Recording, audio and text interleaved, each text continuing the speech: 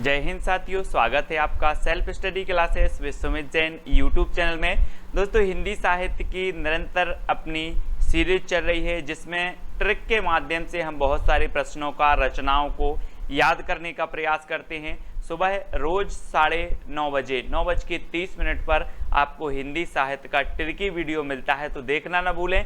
सभी लोग देखें, वीडियो को लाइक करें और शेयर करें। अगर आप नेट एग्जाम की तैयारी कर रहे हैं, JRF, PGT, RPSC या फिर जहां पर हिंदी साहित्य पूछा जाता है, पंजाब मास्टर कार्ड, उसके लिए वीडियो बहुत ही महत्वपूर्ण है। ठीक है, तो स्टार्ट करते हैं। दोस्तों, आपसे निवेदन करूंगा कि वीडियो को लाइक करें, चैनल को सब्सक्राइब कर लें और बेल आइकन को दबाकर ऑल पर क्लिक जरूर करें। ठीक है, स्टार्ट करते हैं दोस्तों आज का ये वीडियो। दोस्तों, आपका जो पहला प्रश्न है आज का कि कामायनी की रचनाकार कौन है। अब आपको बताना है, 4 सेकंड आपको दिए जाते हैं। कामायनी की रचनाकार आपको बताना है। तब तक मैं आपको बता दूं दोस्तों कि आप किसी भी प्रकार की कामना करने कहाँ जाते हो। कहाँ जाते हो कामना करने?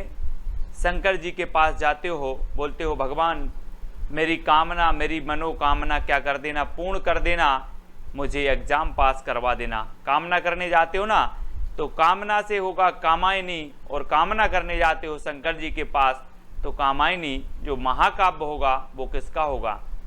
किसका होगा? जयशंकर प्रसाद, यानी कि जो विकल्प नंबर 1 है वो आपका बिल्कुल सही हो जाएगा। और जयशंकर प्रसाद छायावाद के प्रवर्तक माने जाते हैं, आपको पता है। ठीक है, याद रख लेना, है ना। और दोस्तों, ये जो कामायनी है ये इनका महाकाव्य है, और इसमें कितने सर्ग हैं? तो इसमें 15 सर्ग माने जाते हैं। ठीक है, ये चीज भी आपको याद रखना है। कामायनी में कितने सर्ग हैं? 15 सर्ग हैं। ठीक है, अगला क्वेश्चन देखते हैं। तुलसीदास किसकी रचना है? दोस्तों, अभी तक आपने नाम सुना होगा तुलसीदास, है ना। कवि सुन लिया आपने, कवि का नाम, लेकिन अब रचना का नाम भी तुलसीदास। क्या बात है। तो जल्दी से आपको बताना है ये रचना किसकी है। और आपको पता है दोस्तों कि जो तुलसीदास कवि हुए हैं वो क्या थे? हिंदी साहित्य में सूर्य के समान थे, क्योंकि इन्होंने ऐसा महाकाव्य दिया है जिसने पूरे हिंदी साहित्य को क्या कर दिया? भक्तिमय बना दिया, है ना। भक्ति काल को तो स्वर्ण युग कहलवा ही दिया है। और जो तुलसीदास हैं वो क्या थे? सूर्य के समान थे। तो तुलसीदास रचना किसकी होगी? सूर्यकांत त्रिपाठी निराला की। ठीक है, निराला की होगी, यानी विकल्प नंबर जो बी है वो आपका बिल्कुल सही हो जाएगा, बी नंबर। अगला बताना है दोस्तों, नीला चांद किसकी रचना है? नीला चांद किसकी रचना है? तो आपका बिल्कुल सही आंसर क्या हो जाएगा? आपको पता है कि शंकर जी जो होते हैं, शिव जी जो होते हैं, उनके सिर पर यहाँ पर देखो क्या है? चांद है, चांद। और चांद कैसा है? नीला चांद। किसके? किसके मस्तिष्क पर है? शिव के। तो नीला चांद रचना किसकी होगी? किसकी होगी? शिव प्रसाद से है, यानी कि जो आपका विकल्प नंबर आ है वो बिल्कुल सही हो जाएगा। कभी भी आपसे पूछा जाएगा, आप कभी नहीं बोलेंगे नीला चांद किसकी रचना, आपसे पूछा जाएगा बोले नीला चांद तो शिव जी के मस्तिष्क पर, यानी कि शिव प्रसाद से है। ठीक है, अगला बताना है, राग दरबारी की रचनाकार कौन है? राग दरबारी, जी हाँ दोस्तों, राग दरबारी बताना है। आप क्या बोलते हो कि दरबार में तो मेरा लाल बैठा है, दरबार में मेरा लाल बैठा है, तो राग दरबारी किसकी रचना होगी? श्री लाल की होगी कि रामचंद्र शुक्ल की होगी? आपने देख लिया ना कि दरबार में कौन बैठा है? लाल बैठा है, तो श्री लाल शुक्ल, यानी कि जो आपका विकल्प नंबर 1 है वो बिल्कुल सही हो जाएगा, 1 नंबर। ठीक है, अगला क्वेश्चन देखते हैं दोस्तों, प्रिय प्रवास की रचनाकार कौन है? आप अपना टेस्ट भी करते जाएं और ट्रिक से याद भी होता जाएगा। अब एक चीज बताना दोस्तों कि आपको सबसे प्रिय क्या है? क्या है प्रिय? अयोध्या। अयोध्या आपके लिए बहुत सबसे प्रिय है, क्योंकि राम की जन्मभूमि है अयोध्या, आपके लिए प्रिय है। ठीक है कि नहीं है? कमेंट में बता देना। सभी को प्रिय है, तो प्रिय प्रवास किसकी होगी? अयोध्या से उपाध्याय हरिऔध की। ठीक है, तो याद रख लेना, प्रिय क्या है? अयोध्या। तो प्रिय प्रवास खड़ी बोली का प्रथम महाकाव्य माना जाता है ना। प्रिय प्रवास और अयोध्या से उपाध्याय हरिऔध का है, और हरिऔध द्विवेदी युग के कवि माने जाते हैं। तो ये चीज भी आपको याद रखनी है। कितनी नाव में कितनी बार की रचनाकार कौन है? कितनी नाव में कितनी बार। अब आपसे कहा जाए कि आप कितनी नाव में कितनी बार बैठे, तो बोले सर अज्ञेय, पता नहीं मुझे, बहुत बार बैठे। अज्ञेय है, क्या है? अज्ञेय है, अज्ञात है ना। तो कितनी नाव में कितनी बार? अज्ञेय। कितनी नाव में कितनी बार? अज्ञेय। तो विकल्प नंबर जो आ है वो बिल्कुल सही हो जाएगा। ठीक है, प्रयोगवाद के श्रेष्ठ कवि माने जाते हैं दोस्तों अज्ञेय जी। ठीक है, नेक्स्ट बताना है आपको अशोक के फूल किसकी रचना है। 4 विकल्प हैं, अशोक के फूल बताना है।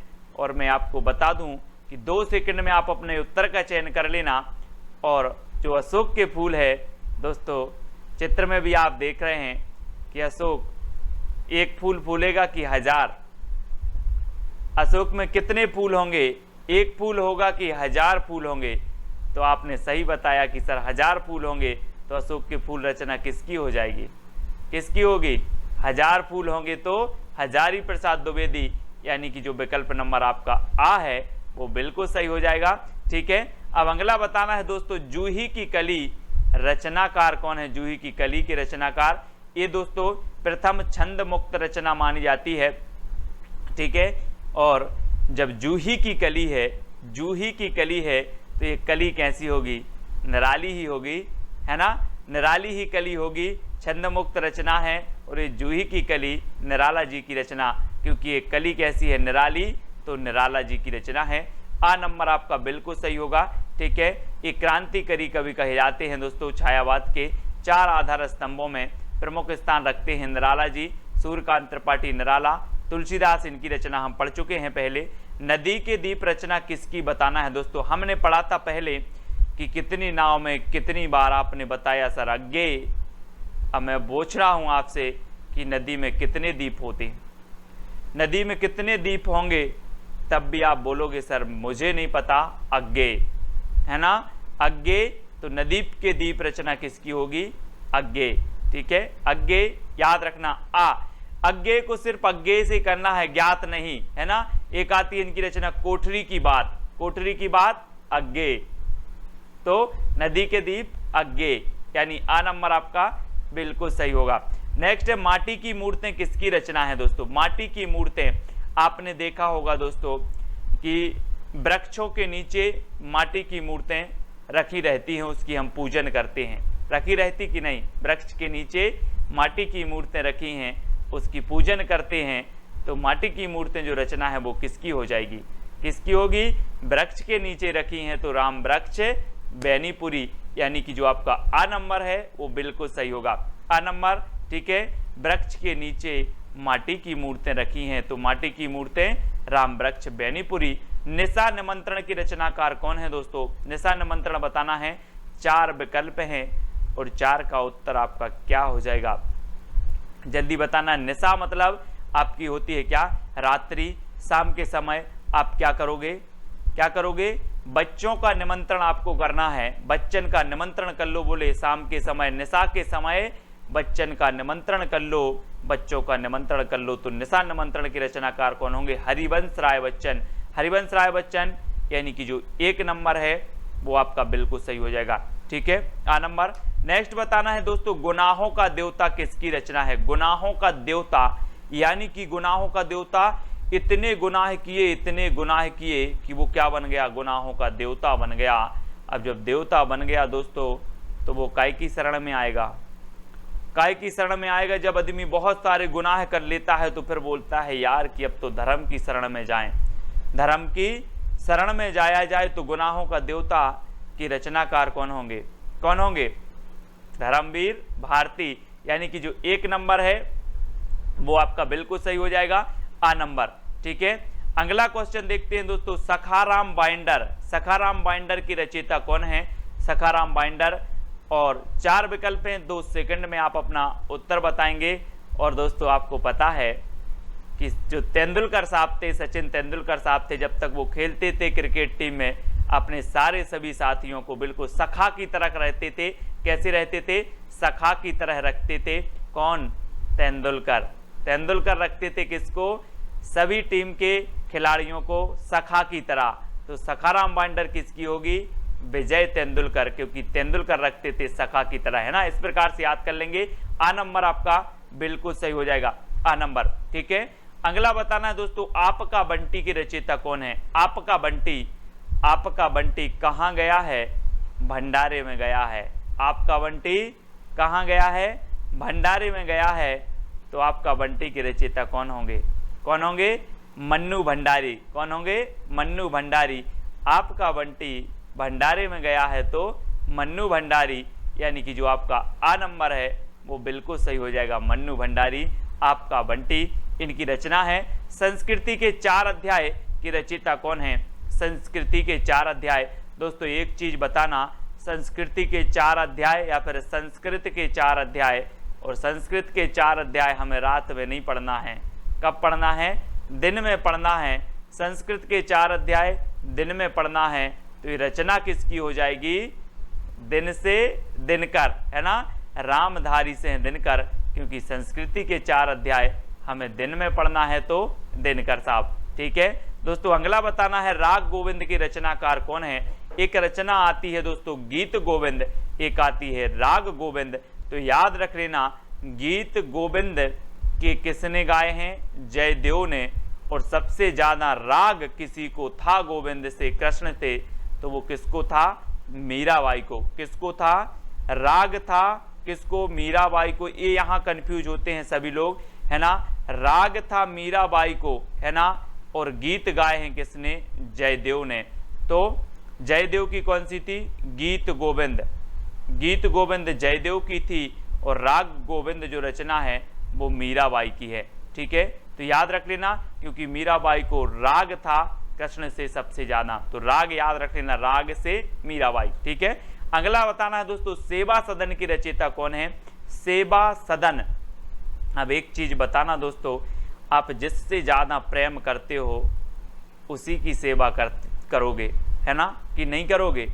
आप जिससे प्रेम करते हो सेवा भी उसी से करोगे, सेवा भी उसी की करोगे, चाहे आपके मम्मी से प्रेम करते हो, पापा से करते हो, समाज में जिससे भी आप करते हो उसकी आप सेवा जरूर करोगे। क्या करोगे? सेवा करोगे। तो ये सेवा सदन उपन्यास है, सेवा सदन, कर्म भूमि, गबन गोदान, है ना, निर्मला, ये सारी की सारी रचनाएं, है ना, किसकी हैं? प्रेमचंद जी के उपन्यास हैं। इनको याद रखेंगे। प्रेमचंद जी आ नंबर बिल्कुल सही हो जाएगा। अब आपको बताना है सबा सिर गेहूं कहानी किसकी है? सबा सिर गेहूं दोस्तों, अगर आप किसी से प्रेम से मांगोगे कि सबा सिर गेहूं दे दो, तो आपको सवा सिर गेहूं मिल जाएंगे।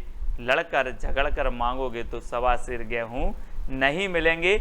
इसलिए प्रेम से मांगना कि सवा सिर गेहूं दे दो तो मिल जाएंगे। तो सवा सिर गेहूं का कैसे मांगना है? प्रेम से मांगना है। तो सवा सिर गेहूं कहानी किसकी होगी?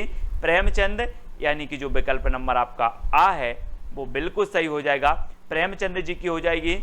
नेक्स्ट है दोस्तों वैदेही वनवास। वैदेही वनवास ये किसकी रचना है? हमने पढ़ा था दोस्तों कि श्रीलाल शुक्ल की जो रचना थी वो कौन थी?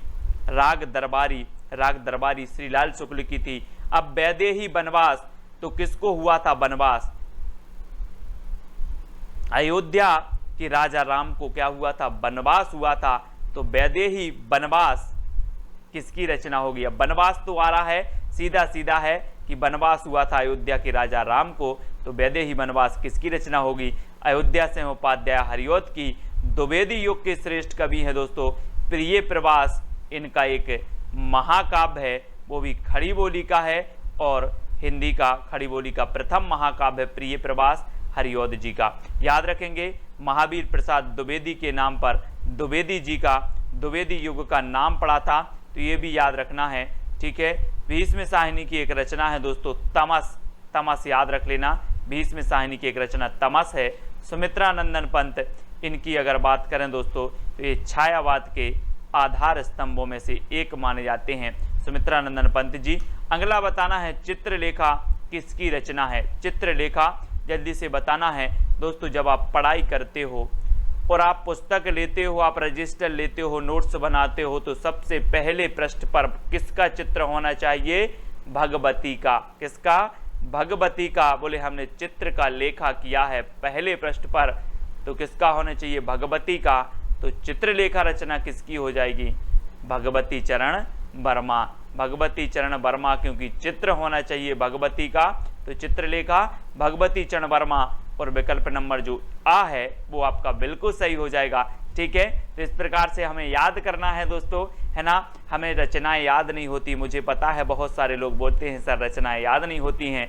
अब कमेंट में बता देना कि सर आज तो रचनाएं याद हो गई हैं। इसी प्रकार से पूरी रचनाएं याद करवाएंगे, पूरी रचनाएं, जैसी भी ट्रिक निकलेगी रचनाएं आपको याद करवाएंगे। चिंता करने की बात नहीं है, चैलेंज स्वीकार करो, चैलेंज प्रश्न स्वीकार करना है। उसने कहा था किसकी रचना है? अब दोस्तों उसने कहा था, ये बहुत सारी हैं, 3 रचनाएं हैं। एक प्रश्न पूछा जाता है कि हिंदी साहित्य में मात्र 3 रचनाओं की रचना करके कौन सा कवि अमर हो गया, हिंदी साहित्य में प्रसिद्ध हो गया हिंदी साहित्य में। वो 3 रचनाओं के नाम भी बताना है आपको, उस कवि का नाम भी बताना है। उसने कहा था ये रचना किसकी है ये भी आपको बताना है। तो चैलेंज सभी लोगों को स्वीकार करना है और उत्तर बताना है और कमेंट में बताना है कि सर फनी ट्रिक में मज़ा आ गया। ये तो दोस्तों कुछ नहीं है, कुछ लोग जरूर सोचते होंगे कि ये सरल हैं, कठिन से कठिन भी आपकी आएंगी, है ना। शुरुआत में सरल ही आती हैं, अब शुरुआत है तो कठिन भी आएंगी, सारी की सारी रचनाएं आएंगी। ये सीरीज निरंतर चलेगी आपकी ट्रिक की वीडियो की। तो आपको नेक्स्ट पिछले वीडियो का आपका प्रश्न है हिंदी का प्रथम महाकाव्य कौन सा है? तो हिंदी का प्रथम महाकाव्य मैं आपको बता देता हूं, है ना, क्योंकि पिछले चैलेंज में मैंने आपसे पूछा था। और पृथ्वीराज रासो ये हिंदी का प्रथम महाकाव्य है दोस्तों, और पृथ्वी का उपग्रह है चंद्रमा। तो पृथ्वीराज रासो के जो कवि हो जाएंगे वो कौन हो जाएंगे? चंद्र बरदाई। इसलिए चंद्र बरदाई को हिंदी का प्रथम महाकवि भी माना जाता है। तो सभी लोग याद रखेंगे। इसी प्रकार से सारी की सारी चीजें, पंक्तियां भी आपको याद करवाएंगे, है ना, आपको क्रमबद्ध कवि भी याद करवाएंगे, चिंता ना करें। आपको पंक्तियां याद करवाएंगे, आपको पात्र याद करवाएंगे, सब कुछ याद करवाएंगे, याद होंगी, फनी ट्रिक से होंगी दोस्तों। सिर्फ बने रहना है, वीडियो को लाइक करना है, चैनल को सब्सक्राइब कर लेना, बेल आइकन को दबाना। ग्रुप से जुड़ना है तो 9098609291 ये हिंदी साहित्य का ग्रुप के लिए आपको नंबर दिया है। टेलीग्राम ग्रुप से तो आपको जुड़ना ही है।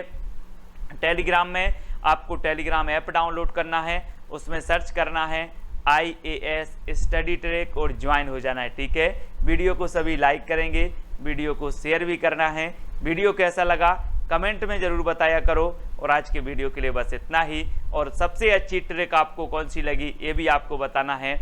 जय हिंद।